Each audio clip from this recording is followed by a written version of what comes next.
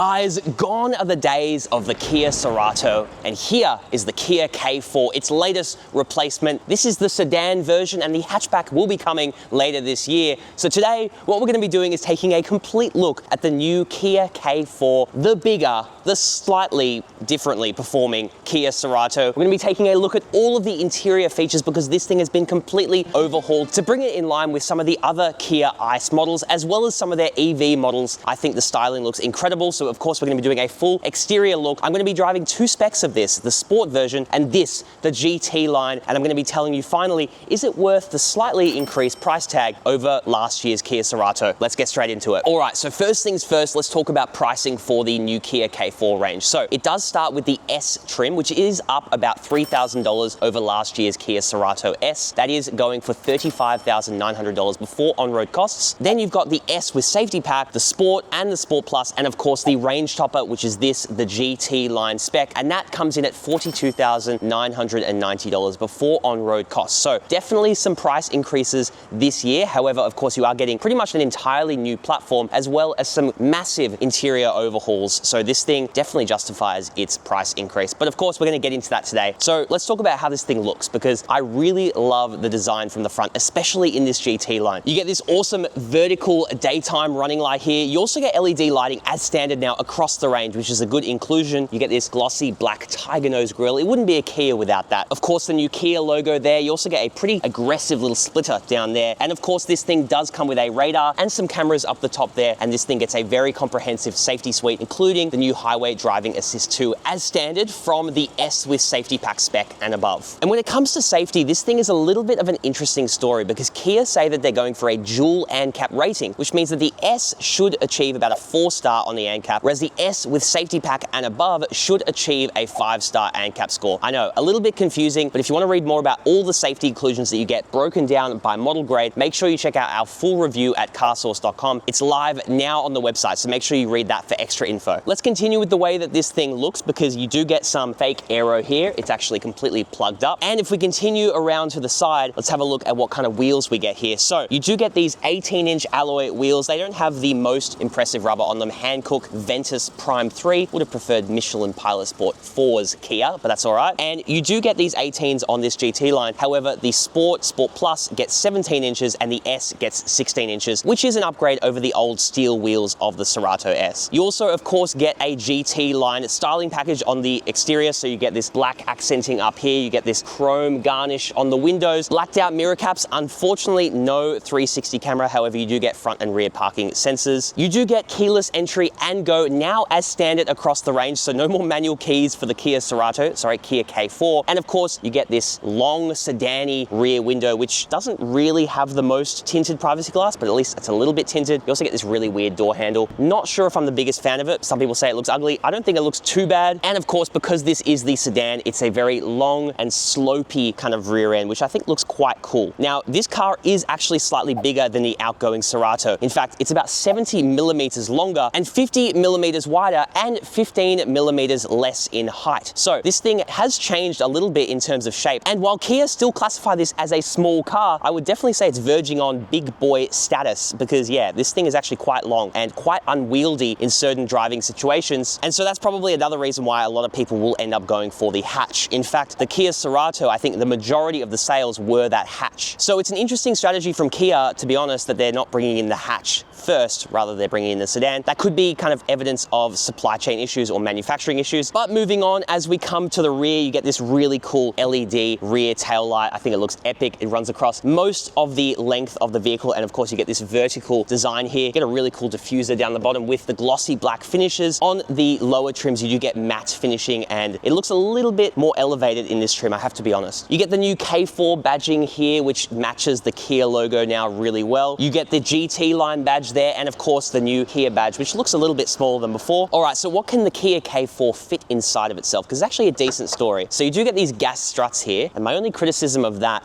is that when you do close it, these do start to impede on any larger items in the boot. If you have really high suitcases here, you may struggle to actually close the boot. But that's one of my only critiques of the boot here. As you can see, we've got all of our camera gear in here, and it fits everything, plus way more space as you go deeper in. Obviously, it being a sedan, it's not going to be as practical as a hatchback in terms of loading larger items, but you still do get 508 liters of boot space, and of course that can expand a lot more if you drop that second row seating there. Now, under the floor, you do get a space saver spare wheel, so that's good to see. So I think it does a pretty good job in terms of practicality, but let's check out the interior. Alrighty guys, oh, that was a thunk. We're in the interior now of the new Kia K4. First things first, let's talk about this new steering wheel. I love the two-tone design. It is faux leather. It feels really nice. However, Kia, what the bloody hell are you doing putting plastic steering wheels on the Sport Plus trim? That's a weird one, in my opinion. But at least on the GT line, you get this nice faux leather steering wheel. You do get this faux leather seats as well with a nice GT line embossed. They are two-tone as well, so it matches the steering wheel in that regard. The S with safety pack and sport trims all come with cloth seats. However, they are a nice cloth. They're not like a crappy, cheap feeling cloth. They feel good. Coming to the rest of the surfaces in the car, this armrest is quite soft. Up here, you get some hard, scratchy plastics, but around here, it's a little bit softer, and over here, it's soft as well. So that's really important for NVH, noise, vibration, and harshness. It helps soak up some of the imperfections in the road so that the sound doesn't travel through the cabin and produce a loud driving experience. So that's very important, and I'm glad that they've overhauled some of those hard, scratchy plastics from the old Cerato. That isn't to say that they're all gone. You do get some hard, scratchy plastics down here, but it's kind of out of sight, out of mind, so I don't really hate it. What else is cool before I get into the technology? Well, you do get some cool ambient lighting on the GT line. As you can see around here, you also get a nice, interesting pattern. It actually feels quite nice down there. Unfortunately, scratchy plastics over here. You do get a decent sized glove box. That's really cool. You also get a wireless charger over here with room to store your keys and any personal belongings. I love this design. So the cup holders in the center can be pushed away, and you can have this open as a massive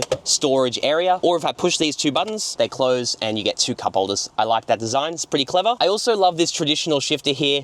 I don't know. It just works. There's no fancy little knob thing. It goes into gear. You don't have to press it twice. You don't have to use a stall. I just love traditional shifters. I don't know. I'm sick of people trying to reinvent the wheel and make it fancy when you could just use this and it works. Okay? That's just my opinion. What else have they done pretty well? Well, of course, the screens are a whole new story. So every single trim except the S gets the new dual 12.3-inch displays. The S does get a 4-inch LCD display up ahead of the driver. You also get a dedicated climate control screen in the middle here, and it does integrate really nicely. And what it does as well is I think it creates a cohesive design language between some of Kia's more expensive models and some of their lower end models like the K4, because now you can look at, say, like an EV9 and go, oh, that's got actually a similar infotainment system to the K4. So people that aren't spending as much money are still getting some of Kia's latest technology. So I really, really like that. Of course, it is using Kia's latest version of CCNC, the Connected Car Navigation Cockpit. I know it's a bit of a mouthful, but you do get inbuilt satellite navigation. Obviously, wireless Apple CarPlay and Android Auto is standard now, so that's really good to see. You also do get Kia Connect integration, which is really cool because now you can get things like over-the-air updates. So if there's any issues with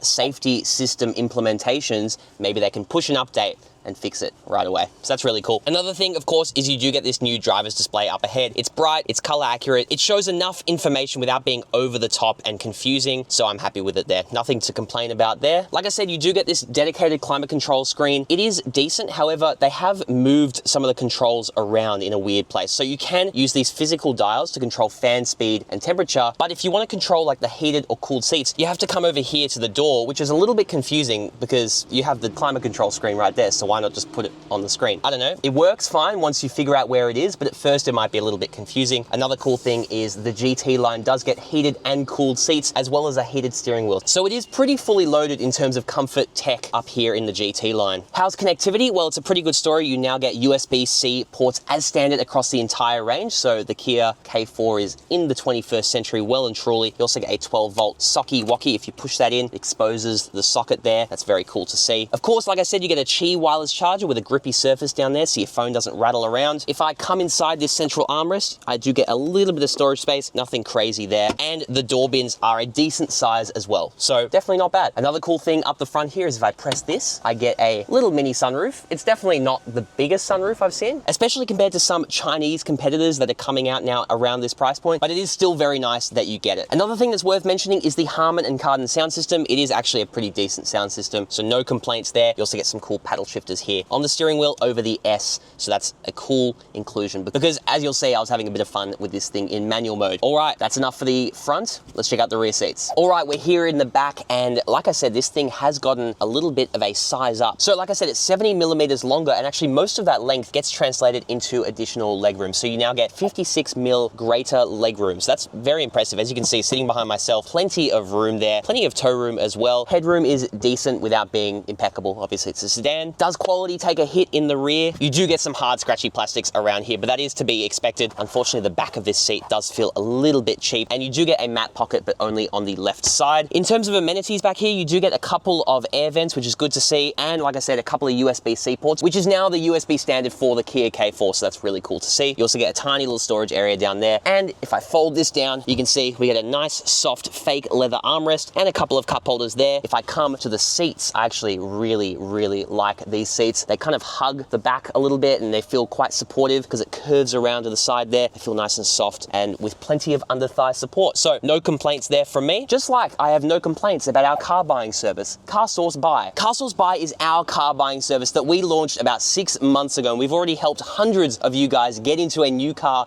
at the best possible price because we have a massive dealership network of thousands of dealers that we make fight to the death for your business because we charge them a fixed fee so they don't pass on the cost to you, and they try to get the lowest price for you on cars that are in stock as soon as possible. So if that sounds good, it's obviously no obligation. Head to CarSauce Buy, pop in your details, and one of our friendly team members will get in touch and help you get the best price on a new Kia K4 or any new car for that matter. All right, it's time to launch the sport variant of the Kia K4. Let's do it. Alrighty guys, it's time to launch the Kia K4 Sport variant. So this does come with a 2-liter powertrain. More on that in a second. I'm gonna brake boost launch it. It's in sport mode. Let's do this.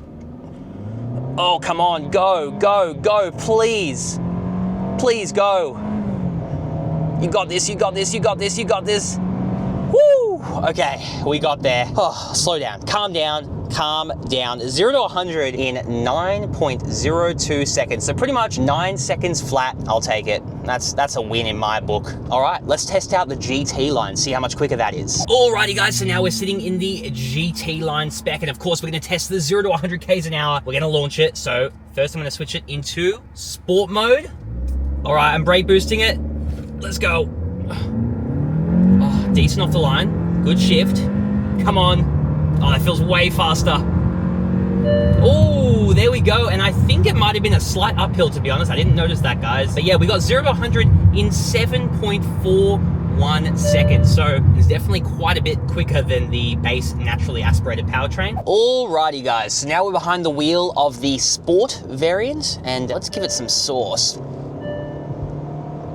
Ooh, okay, so it's definitely not bad at all. So Kia have kept the old powertrain from last year's Cerato and they've ported it over into this new Kia K4. And they've done this for every single variant except the GT line, which gets a slightly less powerful turbo powertrain. So this gets the same 112 kilowatts of power, 192 Newton meters of torque, and that's delivered to the front wheels only via a 6-speed automatic transmission. And yes, it is a 2-liter naturally aspirated 4-cylinder engine. So yeah, the same exact powertrain. However, I have to say that some of the other changes they've made has really transformed the way that this thing drives. So yes, you're going to be seeing similar fuel economy to what you saw on the Cerato, if not slightly worse, because this thing is a little bit wider. I believe about 50 millimeters wider than the outgoing Cerato. However, it is a little bit lower. So it'll be interesting to see how the fuel economy shapes up. At the moment, if I just look at the menu, I believe I've been getting, yeah, around about 8.4 liters per 100 kilometers over a few hours of driving. And I have tested both this variant and the GT line variant just to get a feel for the two different powertrains. Oh, and as you can see, the speed limit warning is yelling at me. However, just to get a feel of the two different powertrains and see how they compare to each other, how does the 8-speed compare to the 6-speed, and make sure you stay tuned because I will be driving the GT line shortly. Yeah, no GT version has been confirmed at this stage, nor do I think that there really will be. I think if they were to bring a hybrid variant of this, particularly a hybrid variant of the GT line, that would be a really good seller and actually probably have some decent performance as well. In fact, I do hope they bring the hybrid powertrain, and there has been, a couple of winks and nudges, if you know what I mean, in that regard. So I think there's probably a pretty good chance that we're going to see a K4 hybrid. Obviously, it hasn't been revealed yet or confirmed, so that's pure speculation on my behalf, but I'd be surprised if we didn't. So let's have a look at the different drive modes. So if I click the drive mode button here on the steering wheel, see we have normal, and now I'm in sport mode. And actually, one of the things I noticed is the steering is quite heavy. It's quite an engaging drive. I've actually been quite enjoying driving this on some of the twisty roads out here in King Lake. Let's give this thing a bit of sauce in sport mode. Let's go. Ooh, not bad, not bad. Come on. Yeah, that 112 kilowatt naturally aspirated engine is gasping for air. But I tell you what, the mid-range torque feels quite nice. I really like naturally aspirated powertrains because they build power in such a satisfying way. And that brings me to perhaps the biggest change in how this car drives, and that has to be the revised rear suspension. So it still does have a torsion beam setup at the rear. Kia say that they've tried to achieve a balance between being agile, nimble, and sporty while still having a nice compliant ride. And I think that that was one of the critiques of the old platform was, if anything, it did feel a little harsh in the rear. And I know the i30 Sedan, the last generation I mean, definitely felt quite harsh in the rear. So I'm glad that they've addressed that. And they also say that they've done many hours of local tuning, both obviously at the Namyang in Korea and here in Australia. And I think it really shows once you take it out to these streets where there are quite a few imperfections, maybe some potholes. Yeah, you're not gonna get really as much crashing as you were before. And the way that this thing turns in is honestly impressive. That extra length is really not felt. It feels still like a small car. Even though this is trending towards being quite a big, small car, it still feels quite nimble. Oh yeah, this is really good. If I give it a little bit of acceleration through the corners, there is maybe a touch of understeer, but that's to be expected. This is just essentially one step up from the S. Obviously, you have the S with the safety pack, which gives you the new infotainment screen, as well as a couple of extra safety features. However, this one is pretty much the S with the safety pack, just with larger alloy wheels. Honestly, I mean, that's all you need, really. The GT line, yeah, it gets a couple more bells and whistles, and it gets that more powerful powertrain, but just for day-to-day livability, you don't necessarily need that turbo. As TomTom continues to yell at me, now I've got 2 levels on the harsh steering. God, what does that mean? Is that like a star system in GTA? Another thing I want to mention, and I think this was probably a little bit more pronounced in the GT line than this one, especially because you get 18-inch alloys in that car, is I do believe that the NVH is significantly improved this latest Kia K4. In fact, we were driving on gravel earlier.